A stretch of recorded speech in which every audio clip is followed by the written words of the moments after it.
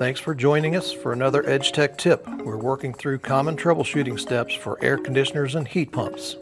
In this video, our focus is on the compressor. I've already verified that the harness on the compressor is intact and it's plugged up tightly and the pins are in good shape. So I'm just going to go ahead and take the compressor wires loose. Okay, I'm going to set the meter for ohms. Alright, so we're going to check common, which is black wire, to run, which is the yellow wire, and 1.3 ohms on run.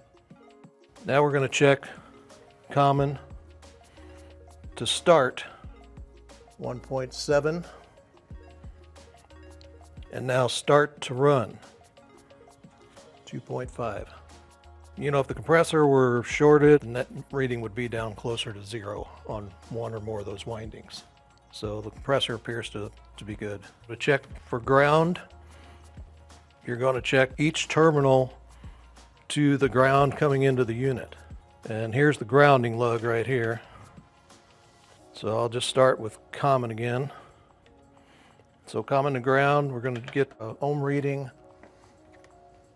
of OL. And you should. It should not have any continuity to ground.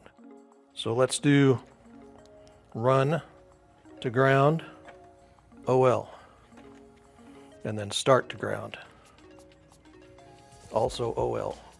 So the compressor's not showing any continuity to ground, so it means that motor's good inside that compressor. Okay, so we've verified the capacitor's good. The fan motor would normally be connected back in here by now. If you're just trying to start the compressor to see if it'll turn over, then what I would do first is take the reading on the common wire, and that should read pretty close to whatever the amperage is rated on that compressor itself, or at least below that. You don't want to see it over that. So you're going to go ahead and call for cooling or heat pump, get that compressor to contactor to pull in, and you're just going to check amps on each leg. Let's say the lock rotor on this compressor is 65. Then initially, you know, when they first start up, then it's hard to catch with a meter, but it's going to be pretty close to that. And then go ahead and check your run amps right there, and then your start amps on the capacitor. And if the compressor's running and there's nothing unusual about the amp draw, then compressor should be fine. If the compressor were locked up, for instance, then what would happen is back over here on common, you're going to end up with pretty much what that lock rotor rating is on the label on that compressor.